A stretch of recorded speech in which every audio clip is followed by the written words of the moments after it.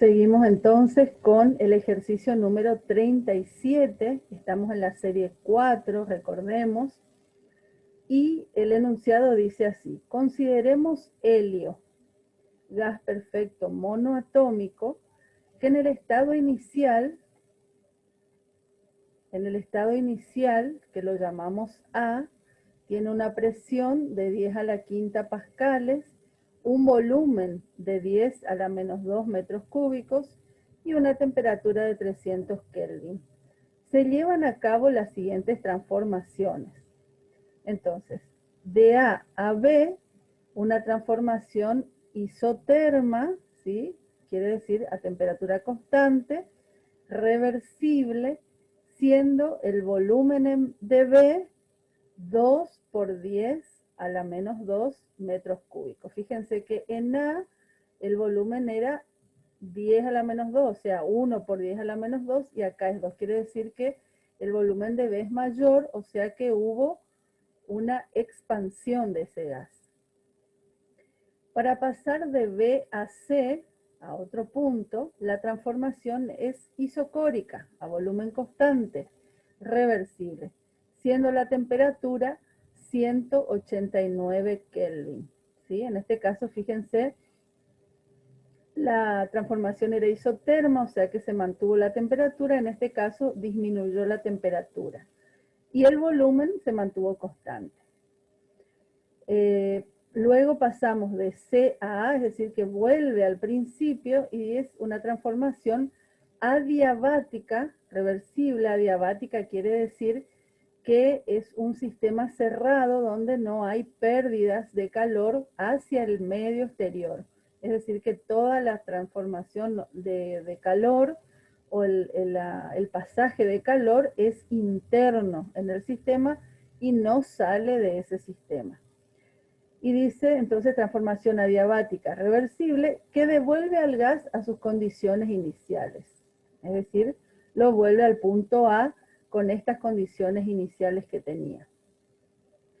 Y nos pide determinar el número de moles de helio, confeccionar una tabla en la que aparezcan los valores de presión, volumen y temperatura en los tres estados, en A, en B y en C, y luego dibujar el ciclo en un diagrama presión-volumen, ¿sí? Con ejes cartesianos.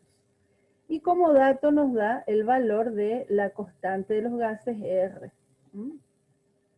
Entonces vamos a ir hallando esos valores. Fíjense que para el punto A, que es el punto inicial, nosotros tenemos los valores de los tres,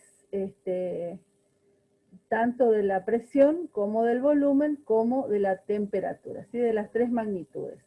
Entonces simplemente las vamos a escribir. Para el vértice A tenemos presión de A, volumen de A y temperatura de A. Entonces, como tenemos esos tres valores, podemos hallar el punto A, que es el número de moles. Entonces, planteamos la ecuación general de los gases y como queremos hallar el número de moles, esta constante R y la temperatura que están multiplicando pasan al otro miembro dividiendo, ¿sí? Si reemplazamos los valores, nos queda 0,4 moles. Podemos acá simplificar. Recuerden que pascales es igual a newton sobre metros cuadrados, ¿sí? Y que newton por metro es igual a joule. Es decir, que ahí vamos a encontrar las unidades para poder simplificar. En el punto, en la transformación de A a B es isoterma, dice, y nos da el volumen de B. Y nos dice que es isoterma, así que va a tener la misma temperatura y tenemos el volumen. Es decir, que lo que acá tenemos que hallar es la presión. Entonces, en la transformación de A a B, aplicamos la ley de Boyle-Mariotte, que habíamos visto en el ejercicio anterior. P por B de A es igual a P por B en B. Y despejamos la presión en B, que es lo que queremos hallar, pasando este volumen que está multiplicando, lo pasamos dividiendo. Hacemos las operaciones, simplificamos y nos va a quedar acá simplemente simplificamos metros cúbicos con metros cúbicos y nos queda expresado en pascales. Entonces, para el vértice B nos queda el volumen de B, 2 por 10 a la menos 2 metros cúbicos, la presión en B, 0,5 por 10 a la quinta pascales, y la temperatura de A, que es igual a la temperatura de B, que son 300 joules. 300 Kelvin, ¿está? En la siguiente transformación de B a C es una transformación isocórica a volumen constante, reversible, y acá nos da como dato la temperatura. Isocórica, el volumen es constante, es decir que va a tener el mismo volumen de B y va a tener esta temperatura. Nuevamente vamos a hallar aquí la presión.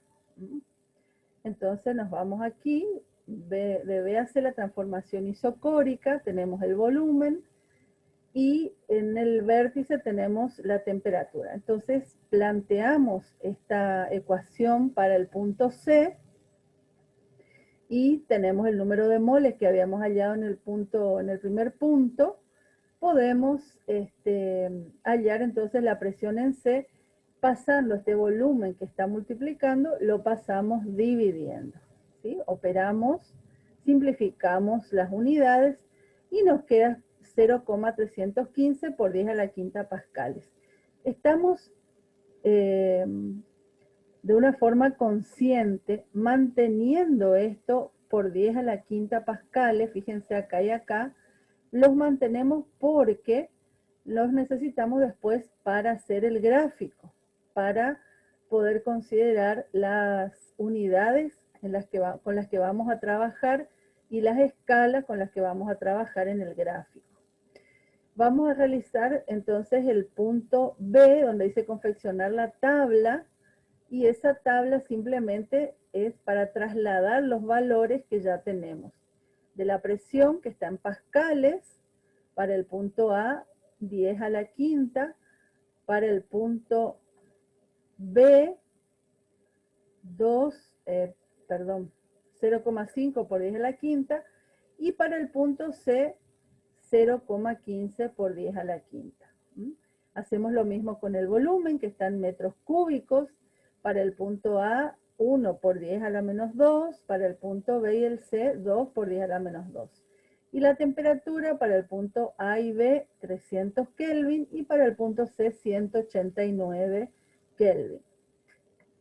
Entonces realizamos la gráfica, fíjense acá, presión está expresada en P como valor de incógnita por 10 a la quinta pascal. Entonces en el lugar de P vamos a ir colocando los distintos valores que nos dio.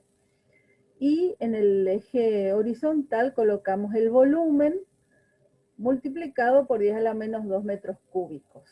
Entonces tenemos aquí 1 para A, ¿sí? 1 por 10 a la quinta pascales, para B 0,5, ¿sí? Y acá fíjense cómo hallamos los puntos, ¿no? 1, y acá 1 por 10 a la menos 2. Entonces ahí estaría el punto A, el punto B 0,5 de la presión y 2 del volumen. Y el punto C, 0,315, que acá no está escrito, pero sería ese valor, y 2 por 10 a la menos 2 metros cúbicos. Entonces ahí colocamos los puntos. Una vez que tenemos, sabemos que de A a B hay una transformación isotérmica. Entonces vamos a seguir una curva isotérmica, ¿sí? Las isotermas son justamente curvas que representan en cada punto la misma temperatura. Y la transformación total sería de A a B con una curva isoterma. De B a C, fíjense que es una relación simplemente donde cambia el volumen, ¿sí? Donde cambia la presión, ¿sí? Es decir, que pasa de 0,5 a 0,315 la presión. El volumen se mantiene constante, ¿sí? Y la temperatura disminuye, ¿sí? Como resultado, ¿sí? Porque por este punto va a pasar otra isoterma que va a ser paralela a esta y que va a representar 189 Kelvin. Y esta curva, que es con la que regresa al punto A, es una curva que se llama adiabática y que representa en cada punto la misma cantidad de calor. No de temperatura, sino de calor. Y es una curva también que representa justamente este fenómeno. Así que de esta forma queda definido nuestro gráfico, y si tuviéramos que calcular el trabajo realizado en el proceso, podríamos hacerlo calculando el área dentro de estas curvas y esta recta, entre A, B y C. Muy bien.